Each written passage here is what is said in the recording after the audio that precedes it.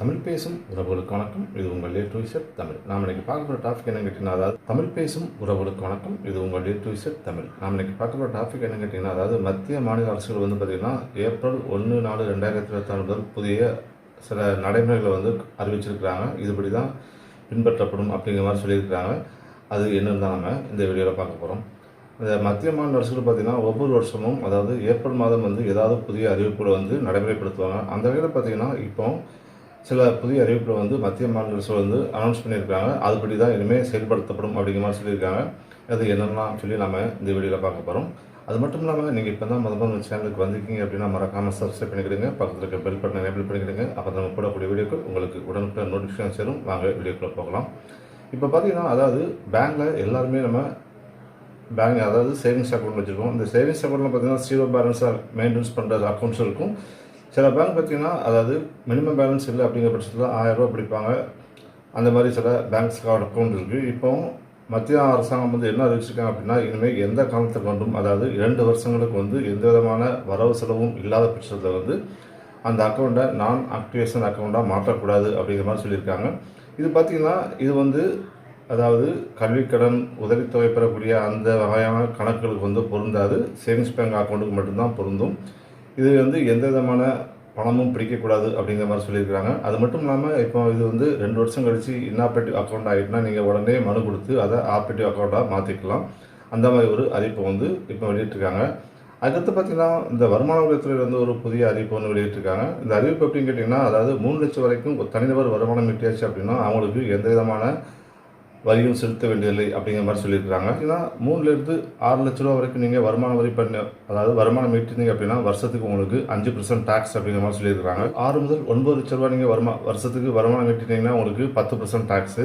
அதுக்கப்புறம் பார்த்தீங்கன்னா 9 முதல் 12 லட்சம் வரைக்கும் நீங்கள் வருமானம் ஈட்டினீங்கன்னா உங்களுக்கு 15% இன்கம் டேக்ஸ் பிடிக்கிறதா சொல்லியிருக்காங்க. அதுக்கப்புறம் பார்த்தீங்கன்னா 12 முதல் 15 லட்சம் வரைக்கும் நீங்கள் தனிநபர் வருமானம் ஈட்டினீங்க அப்படின்னா உங்களுக்கு வந்து 20% டேக்ஸ் பிடிக்கப்படும் அப்படின்னு சொல்லியிருக்காங்க. அதாவது 15 லட்சத்துக்கு மேலே வந்து யாராவது வருமானம் ஈட்டியிருந்தாங்க அப்படின்னா அவங்களுக்கு வந்து 30% வந்து இன்கம் டேக்ஸ் பிடிக்கப்படும். அதாவது ஏப்ரல் 1/4/2024 முதல் இந்த நடைமுறை வந்து அமலுக்கு வரும் அப்படின்னு சொல்லி வருமான வரித்துறை வந்து அனௌன்ஸ் பண்ணியிருக்கிறாங்க. இந்த பென்ஷன் ஸ்கீமில் பார்த்தீங்கன்னா, இது வரைக்கும் நீங்கள் வந்து உங்கள் பென்ஷன் வாங்கக்கூடிய நபர்கள் வந்து அவங்களோட அக்கௌண்ட்டை வந்து ஆக்டிவேஷன் பண்ணும்போது நீங்கள் உங்களோட லாகின் ஐடி கொடுத்து நீங்கள் ஆக்டிவேஷன் பண்ணுவீங்க. இப்போ பார்த்தீங்கன்னா ஒரு புதிய நடைமுறை ஒன்று கொண்டு வந்திருக்காங்க. அதாவது 2 கட்ட வெரிஃபிகேஷன், அதாவது 2 ஸ்டெப் வெரிஃபிகேஷன் அப்படிங்கிற இதை கொண்டு வந்திருக்காங்க. நீங்கள் அதை 2 ஸ்டெப் வெரிஃபிகேஷன் வந்து முறையாக நீங்கள் அதை கன்ஃபார்ம் பண்ணால் மட்டும்தான் நீங்கள் உங்கள் அக்கௌண்ட்டுக்குள்ளே வந்து போக முடியும் அப்படின்னு அந்த பென்ஷன் அறிவிப்பு வந்து வெளியிட்டிருக்காங்க. வாங்கக்கூடிய நபர்கள் வந்து இனிமேல் வந்து அவங்களோட அக்கௌண்ட்டை லாக்இன் பண்ணும்போது 2 ஸ்டெப் வெரிஃபிகேஷன் அக்கௌண்ட் வந்து அவங்க கம்ப்ளீட் பண்ணால் மட்டும்தான் அவங்களோட அக்கௌண்ட்டை வந்து லாக்இன் பண்ண முடியும் அப்படின்னு அந்த பென்ஷன் வாங்கக்கூடிய மக்களுக்கு வந்து அறிவிப்பு வந்து வெளியிட்டிருக்கிறாங்க. அதை நீங்கள் மறக்காமல் இந்த ஏப்ரல் 1 நீங்கள், அதாவது மார்ச் 31 நீங்கள் வந்து அதை முடிச்சிருக்கணும். ஆனால் ஏப்ரல் 1 அப்புறம் நீங்கள் அதை வந்து கன்டினியூ பண்ண முடியாது. அதுக்கப்புறம் பார்த்தீங்கன்னா, எல்பிஜி கேஸ் நம்ம எல்லாருமே யூஸ் பண்ணிகிட்ருக்கோம். இந்த மானியம் வந்து மத்திய அரசாங்கம் வந்து கொடுத்துட்ருக்காங்க. இப்போ அந்த மானியம் வந்து ஏப்ரல் 1/4/2024 கேஒய்சி யாரெல்லாம் அப்டேட் பண்ணலையோ அவங்களுக்குலாம் மானியம் வந்து ரத்து செய்யப்படும் அப்படிங்கிற மாதிரி அனௌன்ஸ்மெண்ட் வெளியிட்டிருக்கிறாங்க. இது எந்த டேட் அப்படின்னு சொல்லலை, மார்ச் 31 வரைக்கும் சொல்லியிருந்தாங்க. இப்போ இது எக்ஸ்டெண்ட் பண்ணுவாங்களா என்னன்னு தெரியல. அதனால் 1/4/2024 முதல் உங்களுக்கு வந்து கேஒய்சி வந்து அப்டேட் பண்ணாத பட்சத்தில் வந்து மானியம் ரத்தகிறதுக்கு வந்து உங்களுக்கு வாய்ப்புகள் அதிகமாக இருக்கிறது.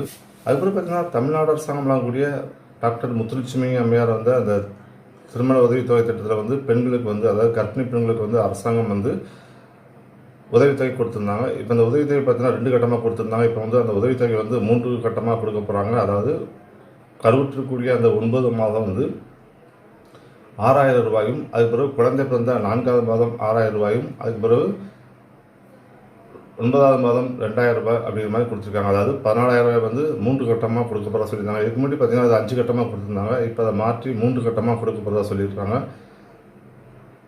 இந்த தகவல் வந்து உங்களுக்கு கண்டிப்பாக உபயோகமாக இருக்கும். பட்சத்தில் இந்த தகவல் வந்து கண்டிப்பாக உங்களுக்கு இந்த வீடியோ